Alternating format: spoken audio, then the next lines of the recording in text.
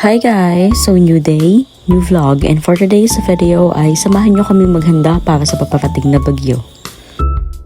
So ngayong hapon guys ay napagdesisyonan nila Mapa na putulin yung ibang parte ng sanga ng puno ng mangga dahil nga sa malakas ang paparating na bagyo, and syempre hindi natin maiiwasan na malakas ang hangin, so may possibility talaga na matumba talaga or mabali yung sanga. And dahil doon, kami na ang nag-adjust para sa bagyo. Kasi syempre, kami na ang pumutol para hindi na siya maghirap.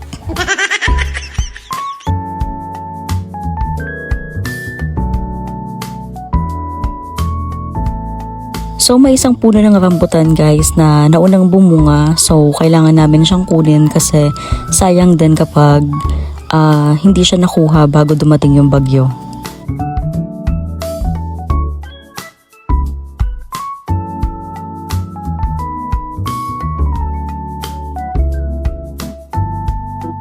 And that time guys is nakuha na nila yung pinakalas na parte ng sanga ng puno na kailangan din nilang punin.